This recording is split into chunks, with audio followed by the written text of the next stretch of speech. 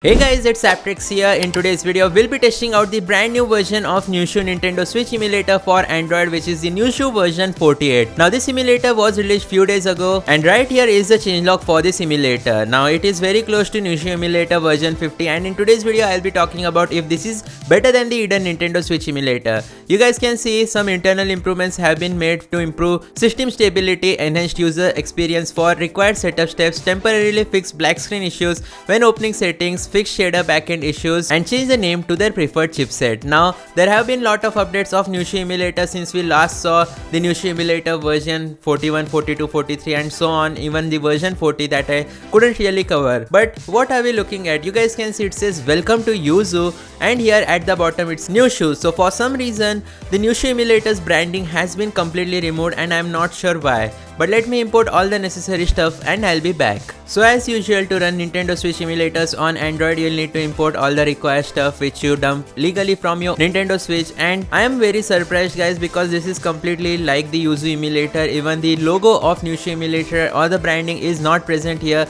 though it says manage Nyushu data and it does call itself Nyushu. So what we'll actually do is go to advanced settings and see if there are any brand new settings here. Immediately I can see it says fix 0 FPS option or 0 FPS problem. This fixes problem of 0 FPS deadlock, which is actually pretty nice. In terms of limit speed percentage, we'll set it to 400%. Let's go back, let's go to graphics, and here accuracy level should be normal. Afterwards, resolution scaling, make sure to set it to 0.5x. VSync mode, make sure to set it to mailbox. Afterwards, aspect ratio, make sure to enable stretch to window, enable disk shader cache, and Antutu mode is also present for Mali/MediaTek processor Android devices now. So MediaTek Exynos processors, that's pretty amazing. You can also enable asynchronous shaders and also active GPU driver system for Mali GPU Android devices or MediaTek processors. That's actually very nice feature where you can import custom graphics driver for Mali GPU, but I'm not sure if it is just an hoax or if it is actually like useful.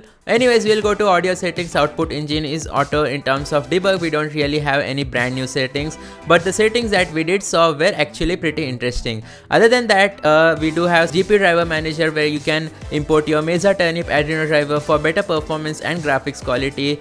Let's go to manage Nyushu data, import our firmware, and see if applet launcher works. Now that we have successfully imported the firmware, it says firmware imported successfully. We'll go to applet launcher, and here we'll turn on QLaunch. So QLaunch is basically Nintendo Switch home screen launcher. As you guys can see, QLaunch has actually started inside the Nyushu emulator, but unfortunately there is a bug. If you can notice, it is not actually detecting the Nintendo Switch games that I have on my Android device. So that's pretty unfortunate. Nintendo Switch games should have been detected in the QLaunch. So QLaunch is not fully functional, but hey, at least it works, right? So in today's video, I'll be testing out Pokemon Let's Go Pikachu on my Android device. Pokemon Let's Go Pikachu is one of the worst optimized games that you can try out inside any Yuzu emulator fork versions like Nyushu or anything based on Yuzu emulator.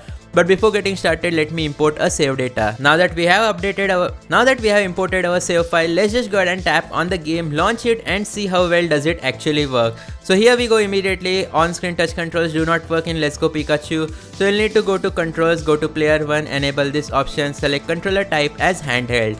Afterwards, go back. Well, Pokemon Let's Go Pikachu is one of the best, most famous Pokemon games out there which everyone wants to play, and towards the top left corner you guys can see we are getting about 120 FPS, which is pretty amazing. And here we go, once even the game starts, you will see the FPS which we are getting is stable 120 FPS. So that's pretty cool, that's pretty amazing. This is just the inside house performance. What really does matter is outside house performance. Now I want to give a quick context. In Pokemon Let's Go Pikachu, the max FPS that you can get in any other Nintendo Switch emulator that is based on Yuzu is about 30 FPS. So let's take a look at the top left corner. You guys can see we are actually getting about 40 FPS, which is definitely more FPS than in any Nintendo Switch emulator for Android for Snapdragon processors, because I have tested out this game so many times on so many Nintendo Switch emulators, so many folk versions of Switch emulators like Citron, Eden, there are so many folks, Uzui, MMJR and whatnot, I forget everything. Even on Nyushi emulator's old version, I didn't get this good of an FPS. I was getting around 28 to 30 FPS on my Snapdragon 8 Elite processor Android device. But here you guys can see the performance. The game is actually running decently well, and even if you have a Mali GPU Android device, you'll actually get similar amount of performance. let's say like Dimensity 8000 or above, you can definitely expect good performance from Nintendo Switch emulators like Nyushu. You can also try out latest games like Legend of Zelda Tears of the Kingdom, Super Mario Bros. Wonder, etc.